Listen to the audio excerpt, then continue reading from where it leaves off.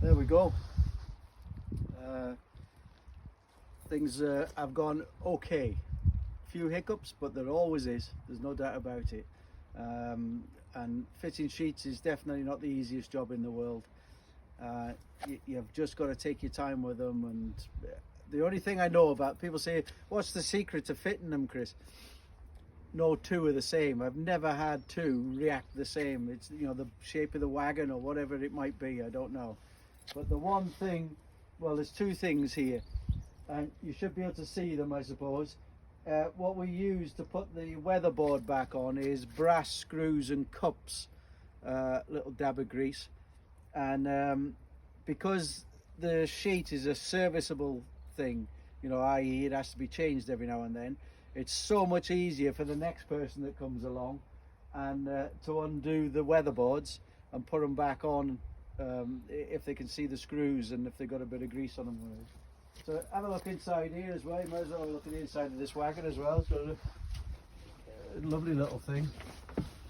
The bed pulls out a good size, doesn't it? And over there. Super duper duper, the stove. Come on. Pen. Yeah. Come on out there. Come on. So we'll have a look at the outside here. And there's what I'm going to say to people is, you can see a few little wrinkles, but give it a couple of days. Tomorrow, you know, it's had rain on it today and last night a bit. Tomorrow is going to be a nice weather day. So once it's sort of had a bit of push and pull with the weather, it'll definitely pull more of the wrinkles out as well. We did hang it overnight. We put scaffold planks on it and hung it out overnight. You know, if it was at home, I'd probably have it hanging for about 3 or 4 days before I did it. But because we're off site, it's got to be done. Have a look around here. The other thing I'm going to say is, you know, we've folded the edges back, stapled it round, but we haven't gone mental with the staples. Once again, remember, someone's got to take it off eventually. It ain't going to come flying off. You don't need a staple every inch. Every couple of inches is no problem at all, you know, just to neaten it up. And we also put Tyvek roofing felt. For those of you who don't know what it is, I'll show you. There's a piece here somewhere. Yeah, there it is. So it's this stuff. This is Tyvek. There's lots of other ones, other brands that are available. I think we have, you know, but it's instead of the old roofing felt, and it feels more like material. It's a membrane and it's breathable. That's the main thing. It's breathable. So even if we got a breach in the sheet, this is underneath, so it's going to stop any water getting in there as well. I always do that. Whether you do or not is another thing. Someone was asking me about these, so we're going to give you a quick guided tour of the facilities. Little solar panel there for the lighting. For the lighting. Man said let there be light. I don't know where the switch is. Oh, you've just pulled that, don't you? Oh, look at that. Look at that. Nick will show you in there now. It's a shower. And a really nice simple design, decking on the floor there, walk in, stone underneath, it drains away, no bother. And it's a gas operated thing. He's made sure the flue is going out the back there, so there's no fumes in there, and away to go. I think that's quite an important thing. Toilet, there we go, composting toilet.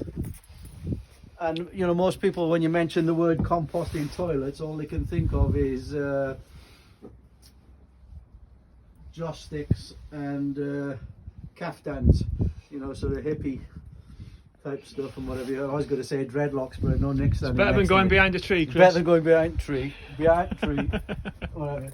But you know, people mention them and they go, oh dear me, composting toilet. It doesn't smell. I'm standing here and it genuinely doesn't smell. It's got sawdust there, you whack it in and whatever. And if they're used properly, I think there's always sit down for a pee, even if you avoid, there you go. Da-da-da-da-da-da-da. It's all there. All the information's there, isn't it? Everything. Yeah. How to use a toilet. But I suppose, you know, we were talking about it. It's like lighting a fire in there and whatever. If you don't know how to light a fire, if you genuinely have never lit one, then how would you know? You know, that's all there is to it. For my kids, it's the opposite way around, Chris. We don't know how to flush a toilet. Ah, right to you. There Yeah. you go. Let's have a look. I'll just move this. Oh, there we go. In we come. And look at this. So there's another stove in here, identical to the one that's in the wagon. So if they can use this one, they'll be able to use the one in the wagon.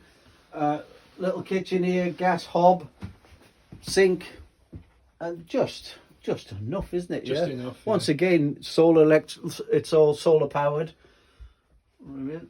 I think it's just a really, really comfy little place. There's no doubt about that. Love the little table there. You can sit either side and eat from settee. Nice. Nice, really nice.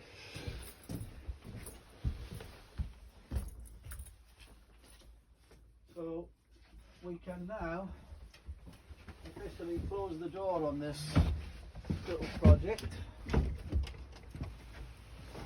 We'll close the door on it and we'll bid it good night.